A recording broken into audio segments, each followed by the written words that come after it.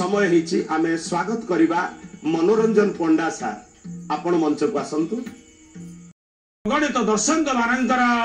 मनोभीष्ट पूर्ण करंतु से अंतर्जामी पुरुष नारायण परम ब्रह्म सच्चिदानंद पुरुष से 4.5 कोटी उड़िया बौड़ा बुड़ी ठाकुर आगिया समस्त मनोभीष्ट पूर्ण करंतु सर्वी बलमनंद सागरिक अंशुरी पाला तो गला भजरी बाबू महोदय आज्ञा पाला परिवेषण करुथले ये दास बाबू पाला परिवेषण कले मते कहले छंकटा टिके भल भाव देख तमे पद जानिता बोली कोन पद गाइयो विषय हला आज्ञा जांगलिक विषय हमको दिया जाइछि आज जांगलिक को आज दर्शन करूछन्ते समस्ते चलचंचल विव्रत होई पड़छन्ते आज्ञा बोले सपुआ काला को देखिचन्ते ना अपूर्व दृश्य देखिबे समस्त आज्ञा विमोहित हो जाउछन्ते कहले तुम आपन ए पेड़ाटा कोन खुलिबे ना ये साप टिके आम अंचल कोन खेलेबे ना ई साप आनिचन्ती धंड ना ढेमळा आमे टिके देखिबु ना तू आज्ञा कहउछन्ती जांगलिक खुलिबी जे हेले मोर गोटा ए सत्य अछि तो ये सत्यटा मानिबो तारे ये पेड़ाटा पुलिस तो ये कुली आपण मनगा गरे साप खेलेबे ये कथा कहि देइछन्ती समस्त आज्ञा चमकी पड़ी कहले सत्य कोन ना ये पेड़ाटा मु जते बेले भूमि रे थुइबी जदि केही विरोध थिबो मु पेड़ाटा नै मो मस्तक ऊपर रखै दबो ताहाले मु जाइसिना साप खेलिबि नले पेड़ाटा मोर तो एठी रहि जिवो थिला बात सुता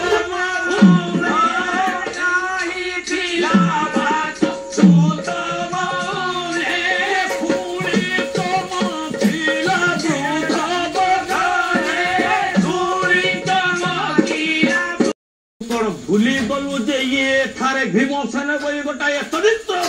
चिन्हि रहु ताकू आज्ञा स्मित हसए हसुछन्ती जांगलिक ये कथा आज्ञा राग तबरे गर्जन कर उठुछि आज्ञा भीमसेन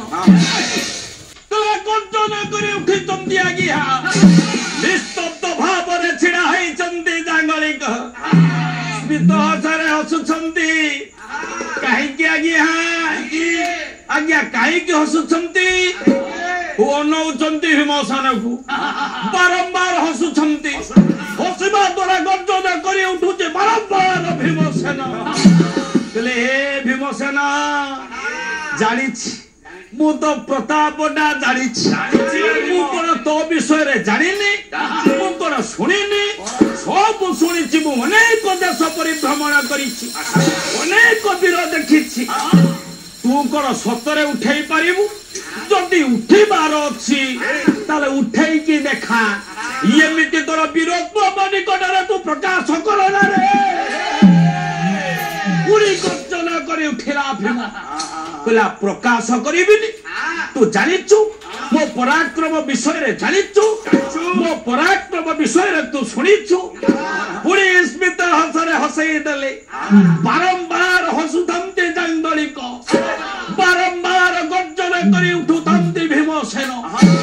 आज्ञा भीमसेन कोन कहिले सुंदर कथाटिए कहिले आज्ञा कहले सुनिबो सुनिबो सुनिबो मो प्रताप विषय रे सुनिबो जदि मु पेड़ीटा उठी दिए ना मो ये सुंदर अश्वटी अछि तुमको प्रदान करिबी बोले जदि तमे पेड़ा न उठी पारिलो ताले तमे कोन करिवो ना तू जो दंड देबु मु मानि देबी ना मु दंड देबी नि जे तू 12 वर्ष वनवास को जीवु गर्जन करी उठिला भीमसेन कहला ये थारू फिगिबी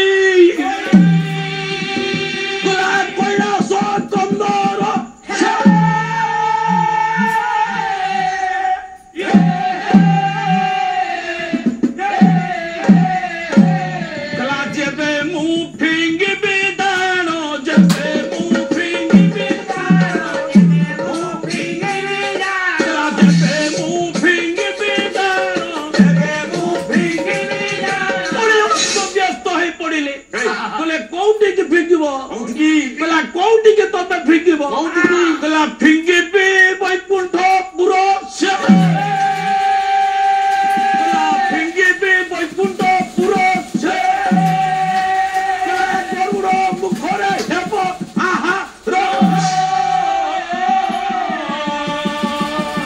ଆଜ୍ଞା ନିସ୍ତବ୍ଧ ଭାବରେ ଛିଡ଼ା ହେଇଛନ୍ତି ସମସ୍ତେ ଆଜ୍ଞା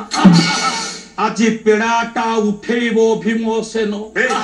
অহংকার কইলা গিয়া নসরে ইয়ে গর্ব কইলা গিয়া নসরে পেড়াটা যেতেবেলে স্পর্শ করিছি আউ পেড়া উঠিব কোন মূর্ছিত হয়ে পড়ি যাইছি আজ্ঞা ছিড়া হইଥିଲା আজ্ঞা ধর্মরাজ যুধিষ্ঠির ছিড়া হইଛନ୍ତି তারি চড়া পাই আজ্ঞা সংসার ভিতরে যেতেবেলে যুধিষ্ঠির জানিলে যে আজি পুড়িব পাই যাব 12 বর্ষ বনবাস সে যন্ত্রণাটাকে বারম্বার উপলব্ধি କରିଛନ୍ତି চিন্তা କରି ପାରୁନାହାନ୍ତି ଠିକ করে କରିବେ ସିଏ ଜାଣି ପାରୁନାହାନ୍ତି ତାଙ୍କର ଗୋଟାଏ ବାଟ ସେଇ ଅନ୍ତର୍ଜାତି ପୁରୁଷ ସଚ୍ଚିଦାନନ୍ଦ ଚିର ଚିନ୍ମୟ ଠାକୁର ଅନ୍ତର ଭିତରେ ଆସି ଡାକୁଛନ୍ତି କେମିତି ଡାକିଲେ ଆଜ୍ଞା ଇଏ ଦରବାର ଇଏ ଦେଶ ଆଜ୍ଞା କାଳିଆ ଶାନ୍ତଙ୍କର ଦେଶ ଆଜ୍ଞା ଆଜି କାନ୍ଦୁଛନ୍ତି ଯୁଧିଷ୍ଠିର କହିଲେ ଠାକୁରୀ କେମିତି ମୁଁ ରକ୍ଷା କରିବି ଠାକୁରୀ ଏ ମନ ଭିତରେ ବାରମ୍ବାର ଆନ୍ଦୋଳିତ ହେଉଛି ଅନ୍ତରଟା ଅଛି କାନ୍ଦି ଉଠୁଛି ଏ ଭାଇ ମାନଙ୍କୁ ଆଗେ ଆଗକୁ ଆଣି ସାରିଲା ପରେ ଚଳଚଞ୍ଚଳ ହେଇ ପଡୁଛନ୍ତି କହିଲେ ହେ କୃଷ୍ଣ ଗୋବିନ୍ଦ ହେ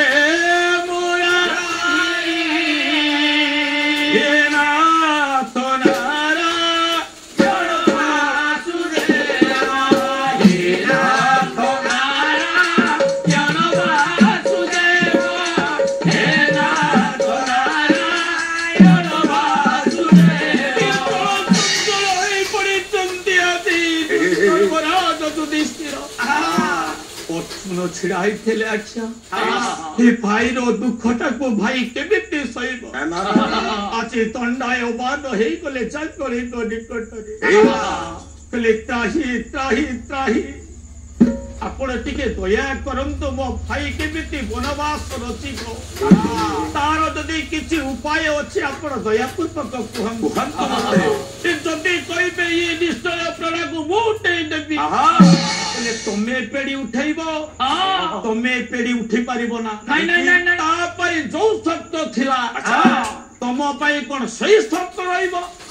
तम पाई गोटा नुआ शब्द रहिबो ना कोन शब्द रहिबो देखु तो ये दिव्य अश्व को देखु तो ये दिव्य अश्व रे बसिबो तमे जते बेले जीवो तम पादटा कोठी माटी रे लागिबो नै रे ये आहार करिबो ना जीवन नारी मैथुन कर जदि ये कले हम ना ये 14 ब्रह्मांड भ्रमण करेंगे भ्रमण कर 3 दिन भितर मो निकट में जिते बड़े पहुंचे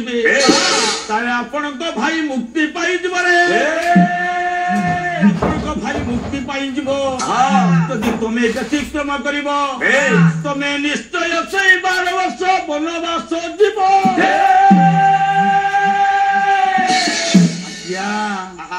अश्व पिठी बसी स्वतर अनुजाई आज्ञा अर्जुन चली आज्ञा अनेक अरण्य भ्रमण करी सुंदर सुंदर अरण्य नयन पड़ जाए गोटाए पद आज्ञा कवि सम्राट उपेन्द्र कहले केमिति सुंदर अरण्यटी बृहद भानु भानु भानु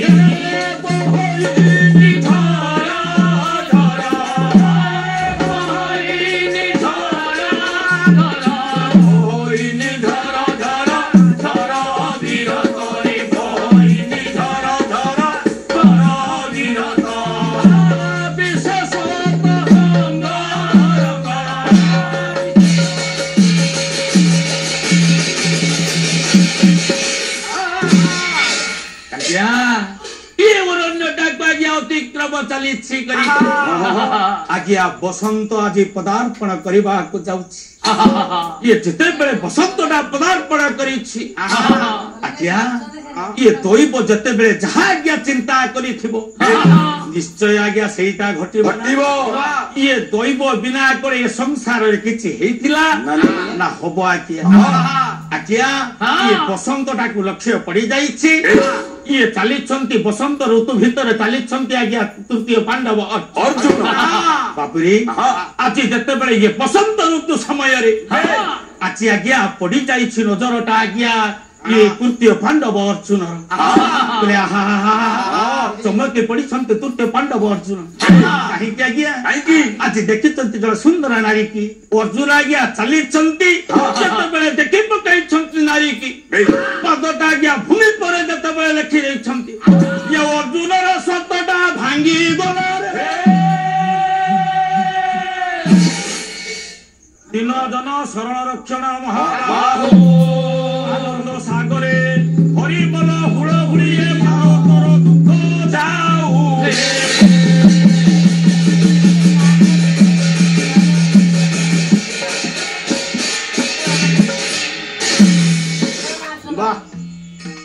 ଅତି ଚମତ୍କାର ମନୋରଞ୍ଜନ ଭାଇ ଯାହା ପାଲା ଗାଇଲ ନିଶ୍ଚୟ ସମସ୍ତେ ତୃପ୍ତି ହେଇଛନ୍ତି ଆଚ୍ଛା ଭାଇ ଖାଲି ପାଲା ଗାଆନ୍ତି ନା ଆଉ କଣ କରନ୍ତି ବହୁତ ସୁନ୍ଦର ପାଲା ପରିବେଷଣ କଲେ ଦର୍ଶକ ବନ୍ଧୁ ଆପଣ ମାନେ ନିଶ୍ଚିତ ଭାବରେ ଆନନ୍ଦ ସହକାରେ ପାଲା ଉପଭୋଗ କରିଥିବେ ମୁଁ ଏବେ ସ୍ୱାଗତ କରିବି ମଞ୍ଚକୁ ଆମର ଯୋଉ ବଡ ଭାଇ ଭଜହରି ଭାଇ ଆପଣଙ୍କୁ ମଞ୍ଚକୁ ଆମନ୍ତ୍ରଣ କରୁଛି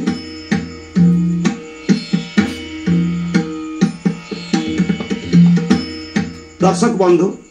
आमर दुई गायक मंचरे वर्तमान पहुंची सारी आमे बे समीक्षक सार मान बुझीबा